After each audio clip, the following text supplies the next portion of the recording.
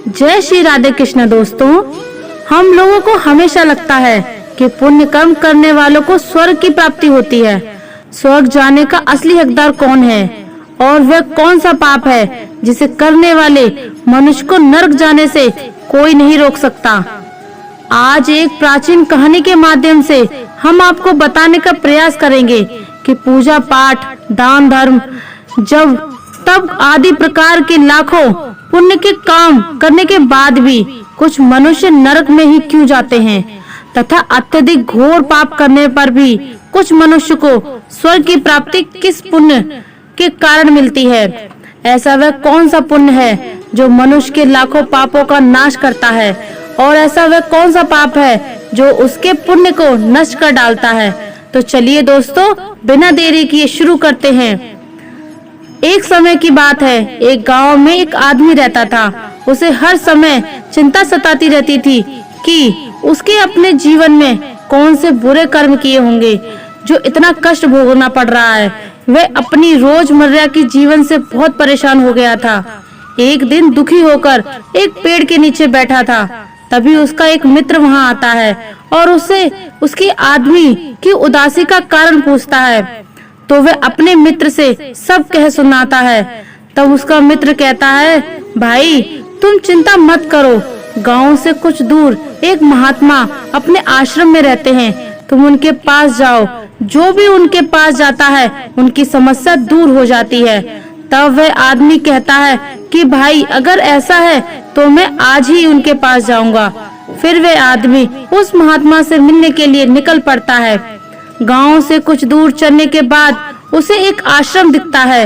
वह आश्रम में जाकर महात्मा को प्रणाम करता है और अपनी समस्या उन्हें बताता है। देवर्षि महाराज, कुछ मनुष्य पाप करने पर भी स्वर्ग में क्यों जाते हैं और कुछ मनुष्य को पुण्य करने के बावजूद भी नरक में क्यों जाना पड़ता है।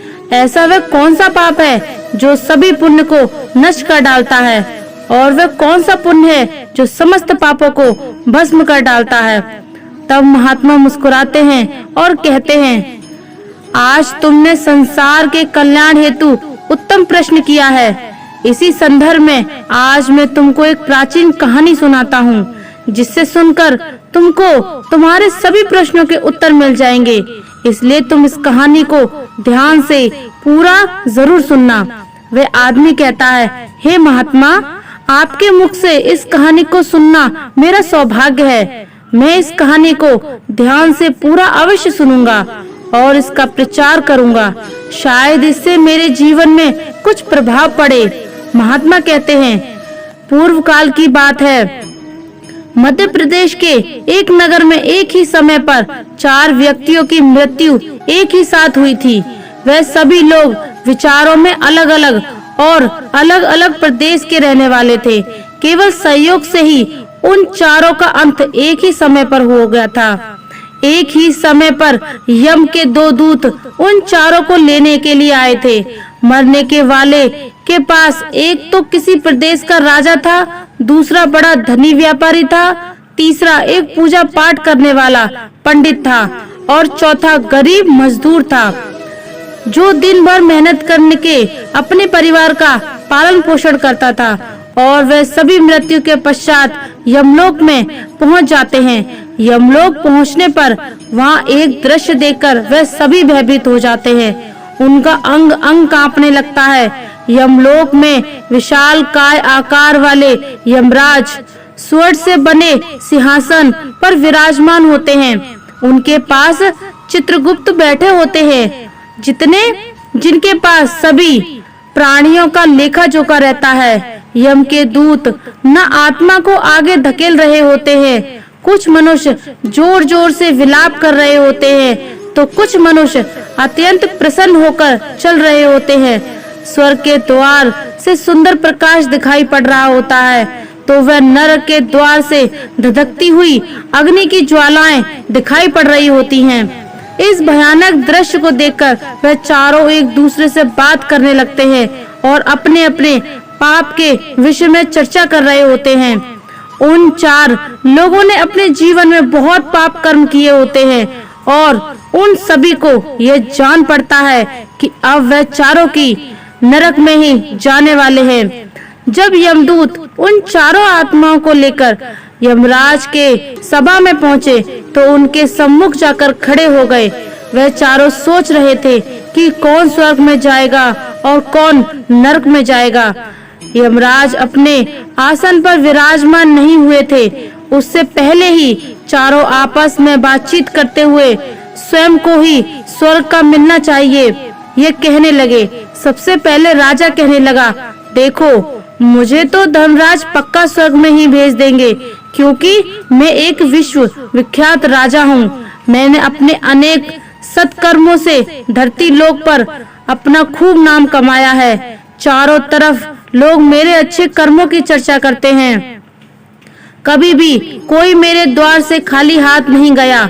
जो भी आया मैंने उसे इतना दिया कि वह जीवन भर मेरा नाम नहीं भूल पाया है। इस तरह मेरे नाम का यशस गान हो रहा है। मेरे द्वारा लुटाए गए धन और धन से लाखों लोगों को खाने को अन्न मिला और रहने को आसरा मिला। इसलिए मेरे कर्मों को देखते हुए धर्मराज मुझे पक्का ही स्वर्ग में भेजेंगे। राजा की बात सुनकर वह धनी व्यापारी हंस पड़ा और बोलने लगा, तुम तीनों तो इतने बड़े पापी हो कि तुम लोगों को नरक में ही जाना पड़ेगा। तुम लोगों ने घोर पाप किए हैं और इसलिए यमराज तुम लोगों को कभी माफ नहीं करेंगे। यहाँ पर मौजूद मैं अकेला ही सबसे अधिक पुण्यवान हूँ। मैंने अपने जीवन में बहुत पूजा पाठ किया है, ब्राह्मणों को दान दक्षिणा दी है। मैंने मृत्यु से पूर्व गाय का दान भी किया है और अब मेरे सभी पुत्र पौत्र मेरी आत्मा की मुक्ति के लिए बड़े कार्यक्रम का आयोजन कर रहे हैं। वे मेरे लिए श्रद्धादान तर्पण कर रहे हैं, यज्ञ कर रहे हैं। इसलिए मैं सबसे अधिक पुण्यवान हूँ। मेरी 2 पत्नियां और 5 पुत्र हैं। इतने लोग मेरी मुक्ति के लिए उपाय कर रहे हैं। और हाँ, मैंने अपने जीवन में कभी कोई पाप नहीं किया और जाने अनजाने में किए भी होंगे तो मेरे पुत्रों के श्राद्ध आदि के कार्यों द्वारा मेरे पाप भी नष्ट हो जाएंगे। मैं नित्य देव पूजा करता था, मंदिर जाता था, द्वार पर आए अतिथियों को भोजन कराता था। इसलिए मुझे पूरा विश्वास है कि यमराज मुझे नरक में नहीं डालेंगे और मुझे मोक्ष की प्राप्ति निश्चित ही होगी।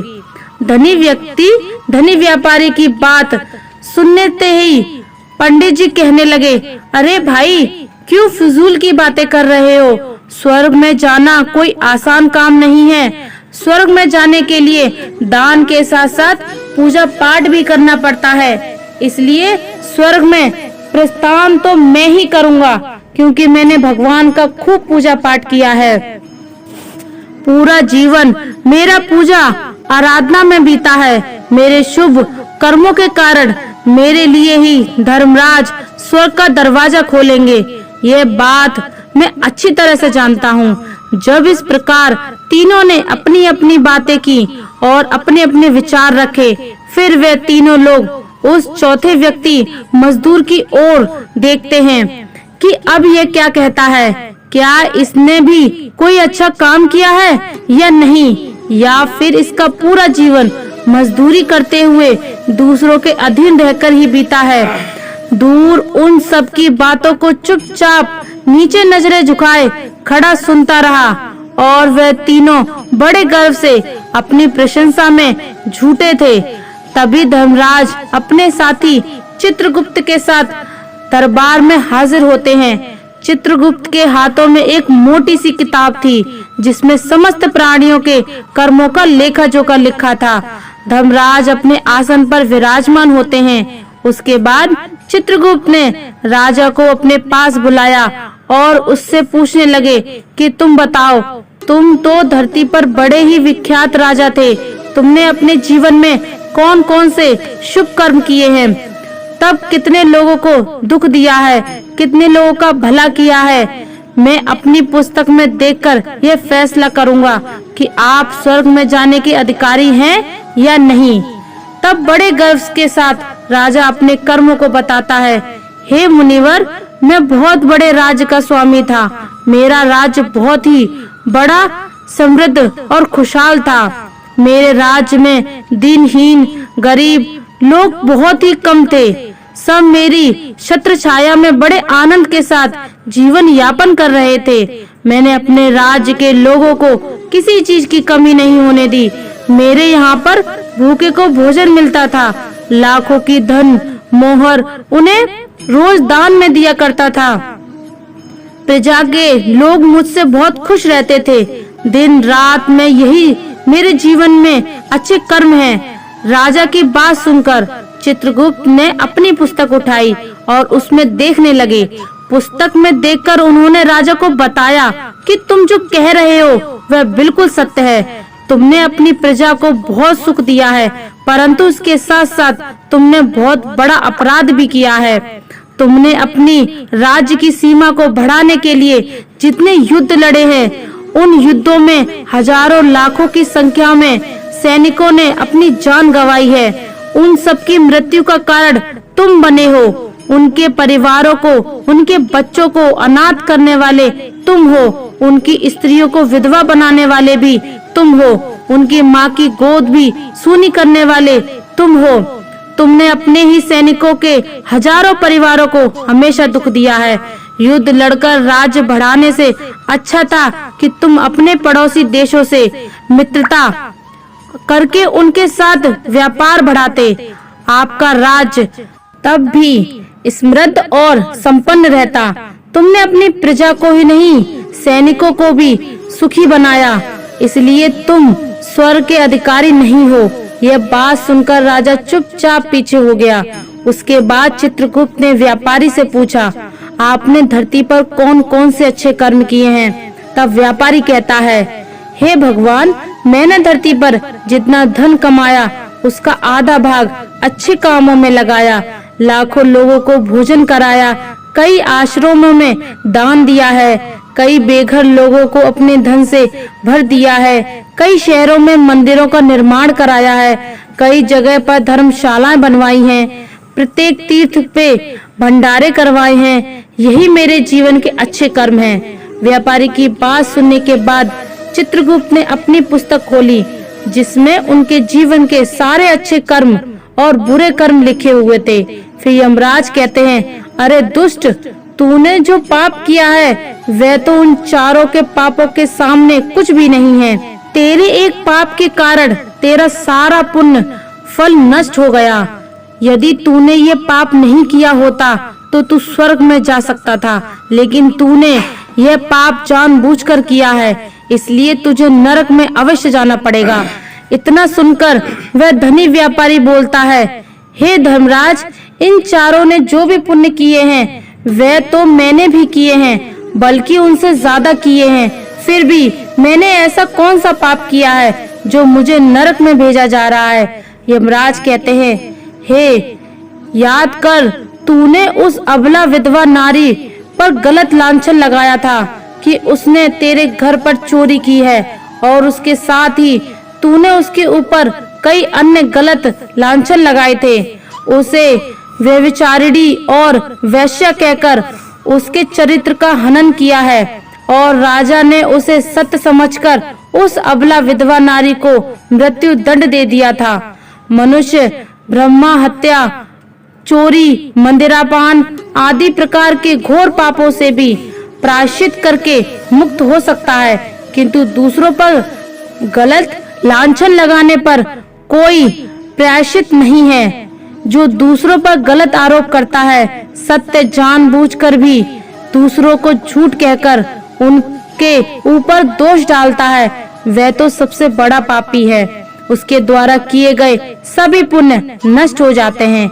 इसलिए तूने जितने भी पुण्य किए हैं वह सभी उस एक पाप के कारण नष्ट हो गए।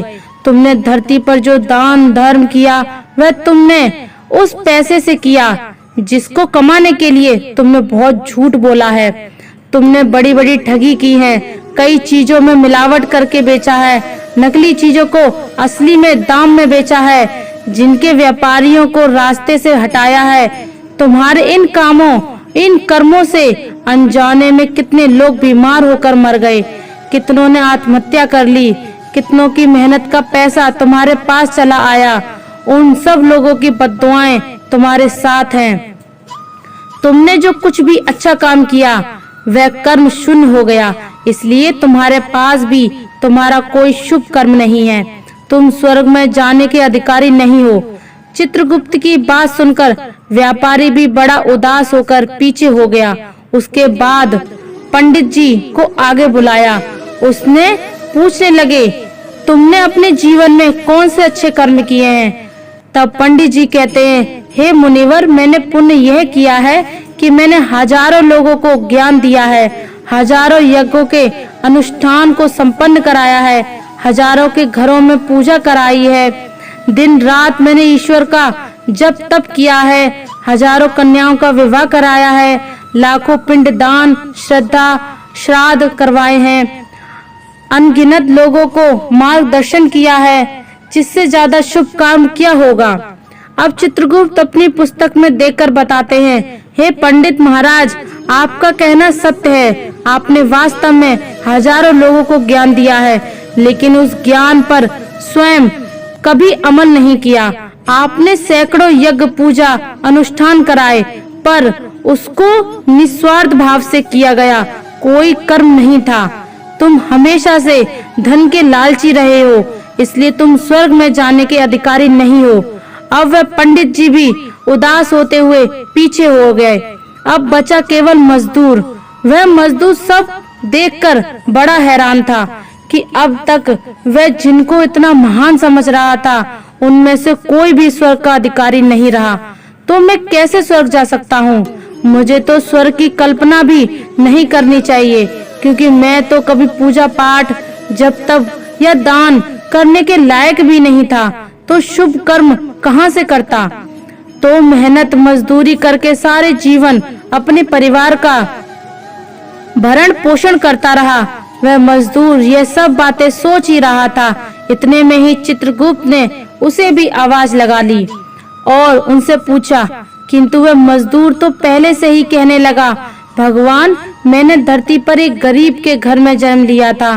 दान हवन पूजा पाठ करने में मैं लायक ही नहीं था, तो मैं शुभ कर्म कहाँ से करता? मैं तो अपने परिवार का पालन पोषण बड़ी मुश्किल से कर लेता था।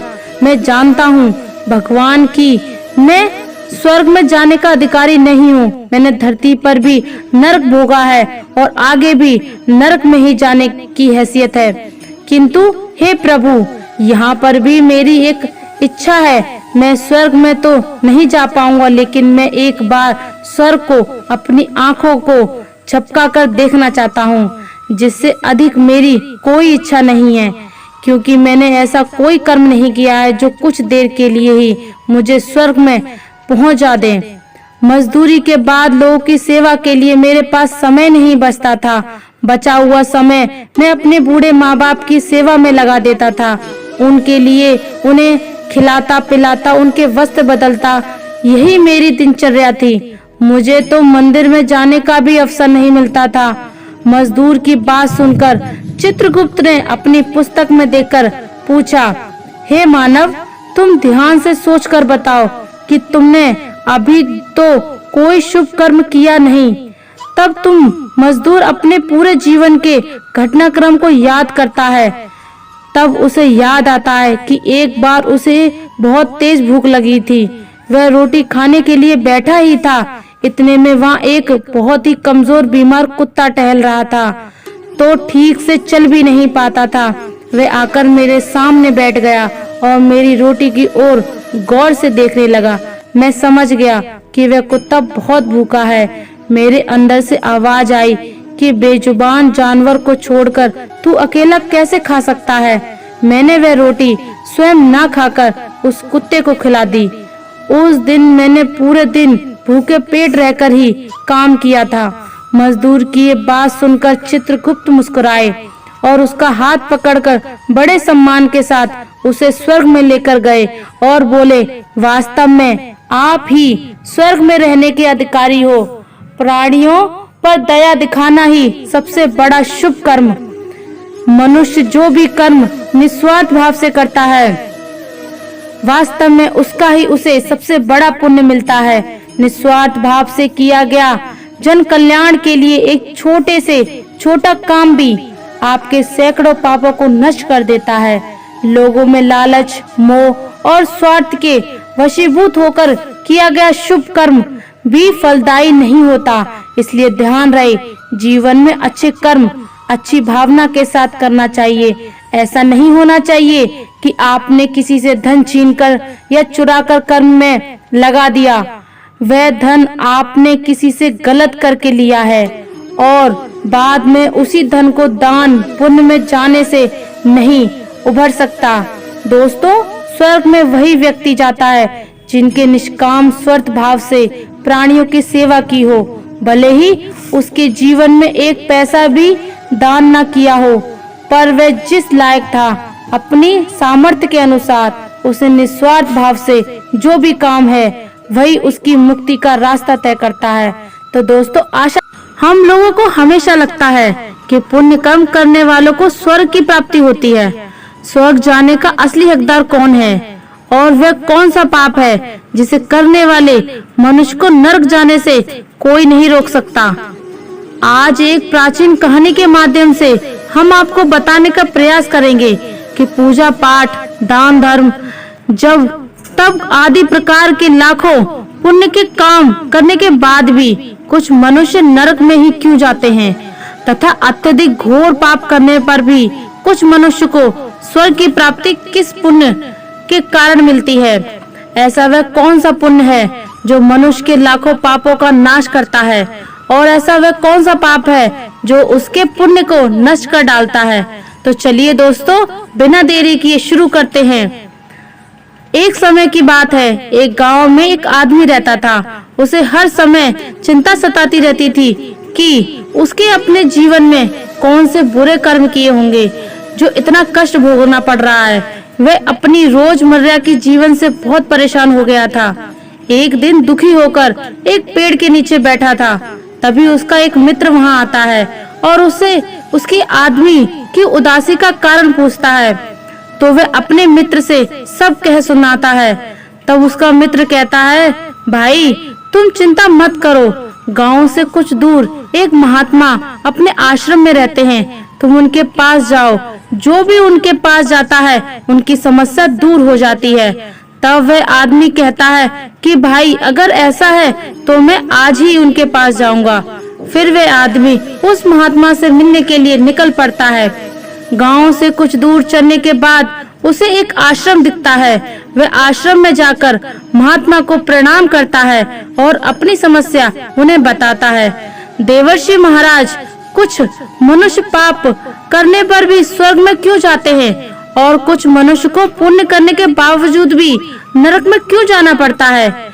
ऐसा वह कौन सा पाप है जो सभी पुण्य को नष्ट कर डालता है और वह कौन सा पुण्य है जो समस्त पापों को भस्म कर डालता है? तब महात्मा मुस्कुराते हैं और कहते हैं, आज तुमने संसार के कल्याण हेतु उत्तम प्रश्न किया है। इसी संदर्भ में आज मैं तुमको एक प्राचीन कहानी सुनाता हूँ, जिससे सुनकर तुमको तुम्हारे सभी प्रश्नों के उत्तर मिल जाएंगे। इसलिए तुम इस कहानी को ध्यान से पूरा जरूर सुनना।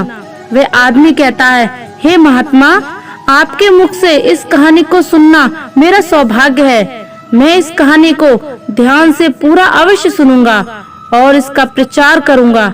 शायद इससे मेरे जीवन में कुछ प्रभाव पड़े। महात्मा कहते हैं, पूर्व काल की बात है। मध्य प्रदेश के एक नगर में एक ही समय पर 4 व्यक्तियों की मृत्यु एक ही साथ हुई थी। वह सभी लोग विचारों में अलग अलग और अलग अलग प्रदेश के रहने वाले थे। केवल संयोग से ही उन चारों का अंत एक ही समय पर हो गया था। एक ही समय पर यम के 2 दूत उन चारों को लेने के लिए आए थे। मरने के वाले के पास एक तो किसी प्रदेश का राजा था, दूसरा बड़ा धनी व्यापारी था, तीसरा एक पूजा पाठ करने वाला पंडित था और चौथा गरीब मजदूर था, जो दिन भर मेहनत करने के अपने परिवार का पालन पोषण करता था। और वह सभी मृत्यु के पश्चात यमलोक में पहुंच जाते हैं। यमलोक पहुंचने पर वहां एक दृश्य देखकर वह सभी भयभीत हो जाते हैं।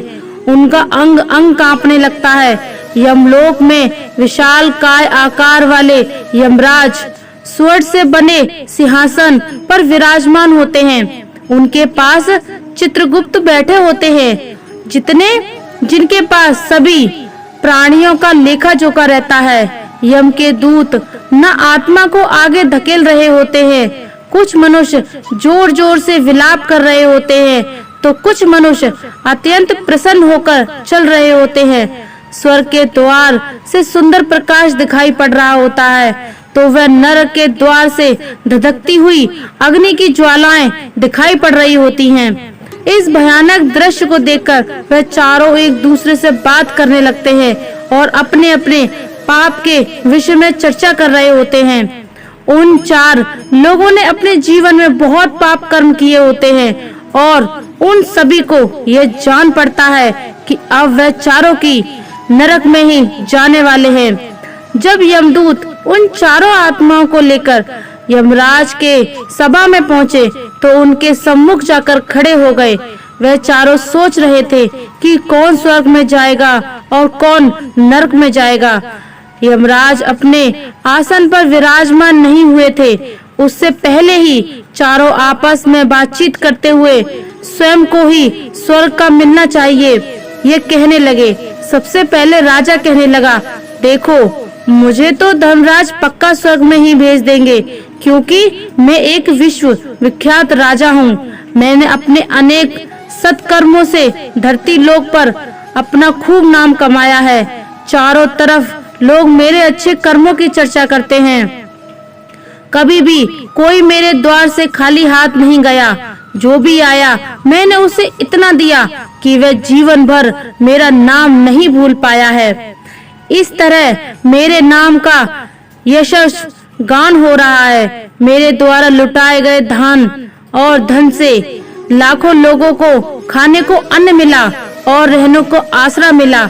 इसलिए मेरे कर्मों को देखते हुए धर्मराज मुझे पक्का ही स्वर्ग में भेजेंगे।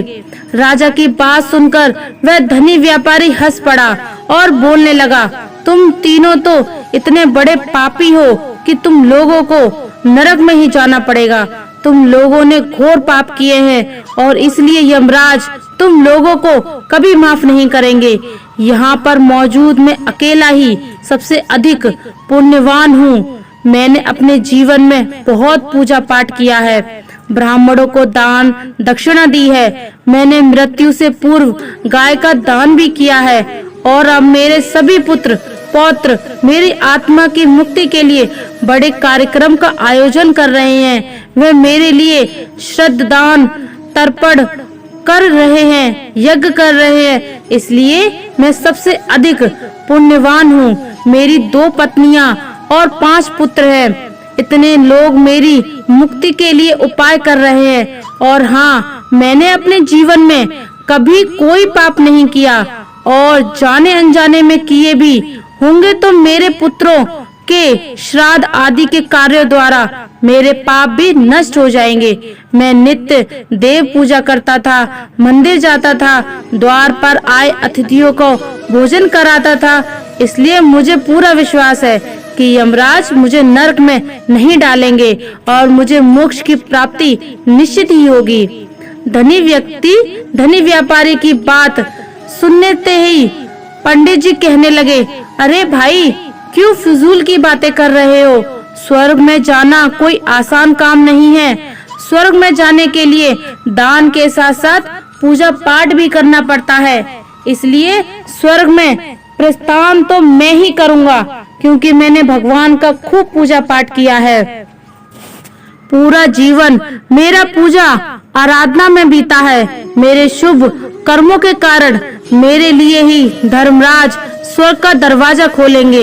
ये बात मैं अच्छी तरह से जानता हूँ। जब इस प्रकार तीनों ने अपनी अपनी बातें की और अपने अपने विचार रखे, फिर वे तीनों लोग उस चौथे व्यक्ति मजदूर की ओर देखते हैं कि अब ये क्या कहता है, क्या इसने भी कोई अच्छा काम किया है या नहीं, या फिर इसका पूरा जीवन मजदूरी करते हुए दूसरों के अधीन रहकर ही बीता है।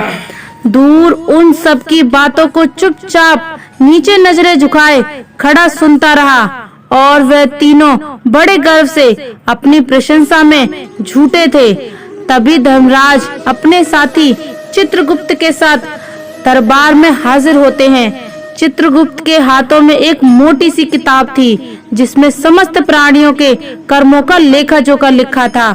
धर्मराज अपने आसन पर विराजमान होते हैं। उसके बाद चित्रगुप्त ने राजा को अपने पास बुलाया और उससे पूछने लगे कि तुम बताओ, तुम तो धरती पर बड़े ही विख्यात राजा थे। तुमने अपने जीवन में कौन-कौन से शुभ कर्म किए हैं? तब कितने लोगों को दुख दिया है, कितने लोगों का भला किया है? मैं अपनी पुस्तक में देखकर यह फैसला करूंगा कि आप स्वर्ग में जाने के अधिकारी हैं या नहीं। तब बड़े गर्व के साथ राजा अपने कर्मों को बताता है। हे मुनिवर, मैं बहुत बड़े राज्य का स्वामी था। मेरा राज्य बहुत ही बड़ा, समृद्ध और खुशहाल था। मेरे राज्य में दीनहीन, गरीब लोग बहुत ही कम थे। सब मेरी छत्र छाया में बड़े आनंद के साथ जीवन यापन कर रहे थे। मैंने अपने राज्य के लोगों को किसी चीज की कमी नहीं होने दी। मेरे यहाँ पर भूखे को भोजन मिलता था। लाखों की धन मोहर उन्हें रोज दान में दिया करता था। प्रजा के लोग मुझसे बहुत खुश रहते थे। दिन रात में यही मेरे जीवन में अच्छे कर्म हैं। राजा की बात सुनकर चित्रगुप्त ने अपनी पुस्तक उठाई और उसमें देखने लगे। पुस्तक में देखकर उन्होंने राजा को बताया कि तुम जो कह रहे हो वह बिल्कुल सत्य है। तुमने अपनी प्रजा को बहुत सुख दिया है, परंतु इसके साथ साथ तुमने बहुत बड़ा अपराध भी किया है। तुमने अपनी राज्य की सीमा को बढ़ाने के लिए जितने युद्ध लड़े हैं, उन युद्धों में हजारों लाखों की संख्या में सैनिकों ने अपनी जान गंवाई है। उन सबकी मृत्यु का कारण तुम बने हो। उनके परिवारों को, उनके बच्चों को अनाथ करने वाले तुम हो। उनकी स्त्रियों को विधवा बनाने वाले भी तुम हो। उनकी माँ की गोद भी सूनी करने वाले तुम हो। तुमने अपने ही सैनिकों के हजारों परिवारों को हमेशा दुख दिया है। युद्ध लड़कर राज्य बढ़ाने से अच्छा था कि तुम अपने पड़ोसी देशों से मित्रता करके उनके साथ व्यापार बढ़ाते।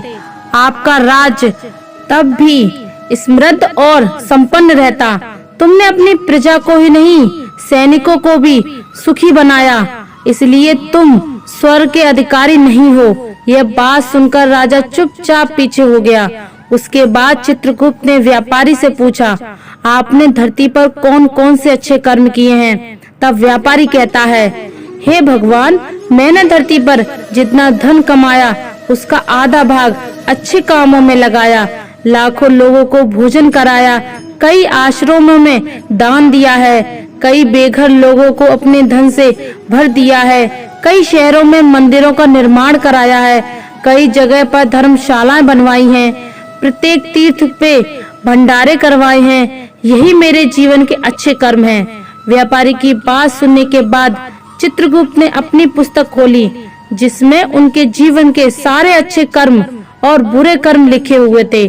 फिर यमराज कहते हैं, अरे दुष्ट, तूने जो पाप किया है वह तो उन चारों के पापों के सामने कुछ भी नहीं है। तेरे एक पाप के कारण तेरा सारा पुण्य फल नष्ट हो गया। यदि तूने ये पाप नहीं किया होता तो तू स्वर्ग में जा सकता था, लेकिन तूने यह पाप जानबूझकर किया है, इसलिए तुझे नरक में अवश्य जाना पड़ेगा।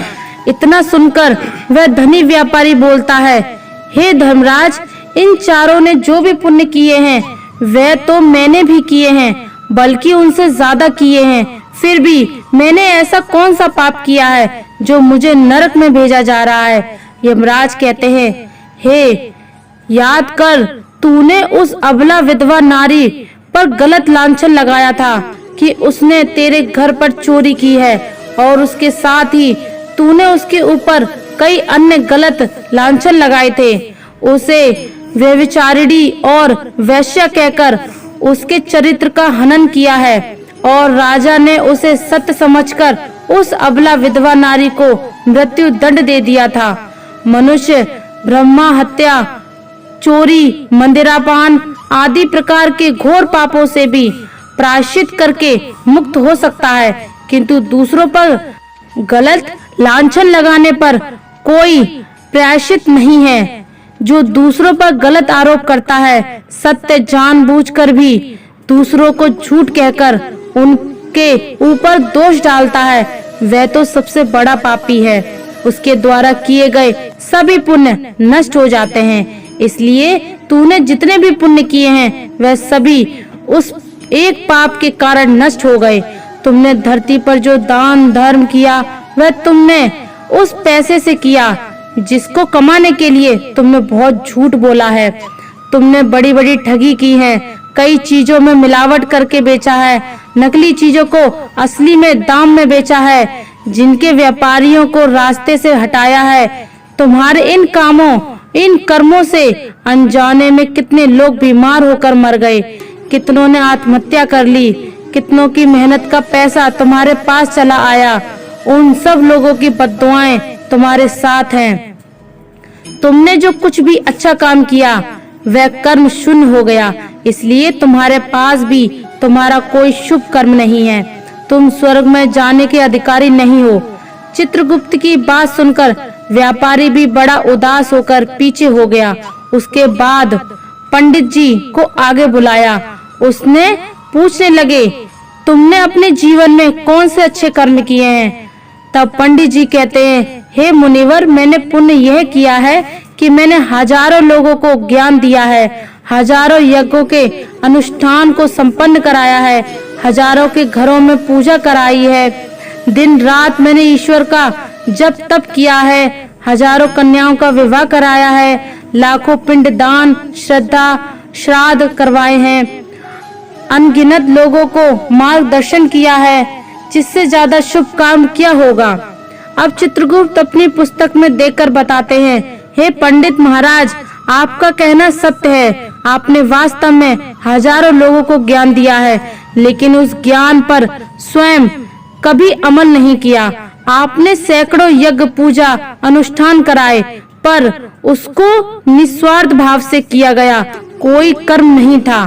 तुम हमेशा से धन के लालची रहे हो, इसलिए तुम स्वर्ग में जाने के अधिकारी नहीं हो।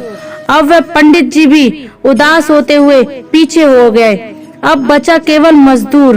वह मजदूर सब देखकर बड़ा हैरान था कि अब तक वह जिनको इतना महान समझ रहा था, उनमें से कोई भी स्वर्ग का अधिकारी नहीं रहा। तो मैं कैसे स्वर्ग जा सकता हूँ? मुझे तो स्वर्ग की कल्पना भी नहीं करनी चाहिए, क्योंकि मैं तो कभी पूजा पाठ जब तब या दान करने के लायक भी नहीं था, तो शुभ कर्म कहाँ से करता? तो मेहनत मजदूरी करके सारे जीवन अपने परिवार का भरण पोषण करता रहा। वह मजदूर ये सब बातें सोच ही रहा था। इतने में ही चित्रगुप्त ने उसे भी आवाज लगा ली और उनसे पूछा, किंतु वह मजदूर तो पहले से ही कहने लगा, भगवान, मैंने धरती पर एक गरीब के घर में जन्म लिया था। दान हवन पूजा पाठ करने में मैं लायक ही नहीं था, तो मैं शुभ कर्म कहाँ से करता? मैं तो अपने परिवार का पालन पोषण बड़ी मुश्किल से कर लेता था। मैं जानता हूँ भगवान की मैं स्वर्ग में जाने का अधिकारी नहीं हूँ। मैंने धरती पर भी नरक भोगा है और आगे भी नरक में ही जाने की हैसियत है। किंतु हे प्रभु, यहाँ पर भी मेरी एक इच्छा है। मैं स्वर्ग में तो नहीं जा पाऊंगा, लेकिन मैं एक बार स्वर्ग को अपनी आंखों को झपका कर देखना चाहता हूँ। जिससे अधिक मेरी कोई इच्छा नहीं है, क्योंकि मैंने ऐसा कोई कर्म नहीं किया है जो कुछ देर के लिए ही मुझे स्वर्ग में पहुंचा दे। मजदूरी के बाद लोगों की सेवा के लिए मेरे पास समय नहीं बचता था। बचा हुआ समय मैं अपने बूढ़े माँ बाप की सेवा में लगा देता था। उनके लिए उन्हें खिलाता पिलाता, उनके वस्त्र बदलता, यही मेरी दिनचर्या थी। मुझे तो मंदिर में जाने का भी अवसर नहीं मिलता था। मजदूर की बात सुनकर चित्रगुप्त ने अपनी पुस्तक में देखकर पूछा, हे मानव, तुम ध्यान से सोचकर बताओ कि तुमने अभी तो कोई शुभ कर्म किया नहीं। तब तुम मजदूर अपने पूरे जीवन के घटनाक्रम को याद करता है। तब उसे याद आता है कि एक बार उसे बहुत तेज भूख लगी थी। वह रोटी खाने के लिए बैठा ही था, इतने में वहाँ एक बहुत ही कमजोर बीमार कुत्ता टहल रहा था, तो ठीक से चल भी नहीं पाता था। वह आकर मेरे सामने बैठ गया और मेरी रोटी की ओर गौर से देखने लगा। मैं समझ गया कि वह कुत्ता बहुत भूखा है। मेरे अंदर से आवाज आई कि बेजुबान जानवर को छोड़कर तू अकेला कैसे खा सकता है। मैंने वह रोटी स्वयं ना खाकर उस कुत्ते को खिला दी। उस दिन मैंने पूरे दिन भूखे पेट रहकर ही काम किया था। मजदूर की ये बात सुनकर चित्रगुप्त मुस्कुराए और उसका हाथ पकड़कर बड़े सम्मान के साथ उसे स्वर्ग में लेकर गए और बोले, वास्तव में आप ही स्वर्ग में रहने के अधिकारी हो। प्राणियों पर दया दिखाना ही सबसे बड़ा शुभ कर्म। मनुष्य जो भी कर्म निस्वार्थ भाव से करता है, वास्तव में उसका ही उसे सबसे बड़ा पुण्य मिलता है। निस्वार्थ भाव से किया गया जन कल्याण के लिए एक छोटे से छोटा काम भी आपके सैकड़ों पापों को नष्ट कर देता है। लोगों में लालच, मोह और स्वार्थ के वशीभूत होकर किया गया शुभ कर्म भी फलदायी नहीं होता। इसलिए ध्यान रहे, जीवन में अच्छे कर्म अच्छी भावना के साथ करना चाहिए। ऐसा नहीं होना चाहिए कि आपने किसी से धन छीनकर या चुराकर कर्म में लगा दिया। वह धन आपने किसी से गलत करके लिया है और बाद में उसी धन को दान पुण्य में जाने से नहीं उभर सकता। दोस्तों, स्वर्ग में वही व्यक्ति जाता है जिनके निष्काम स्वार्थ भाव से प्राणियों की सेवा की हो, भले ही उसके जीवन में एक पैसा भी दान न किया हो, पर वह जिस लायक था अपनी सामर्थ्य के अनुसार उसे निस्वार्थ भाव से जो भी काम है वही उसकी मुक्ति का रास्ता तय करता है। तो दोस्तों, आशा करते हैं आपको ये कहानी अवश्य ही अच्छी लगी होगी। तो दोस्तों, कैसी लगी आपको ये कहानी, आप हमें कमेंट सेक्शन में जरूर बताना, और अच्छी लगी हो तो इस चैनल को सब्सक्राइब जरूर कर लेना। तो चलिए मिलते हैं ऐसी ही कोई नई कहानी में। तब तक के लिए अपना ख्याल रखिए। धन्यवाद। जय श्री राधे कृष्णा।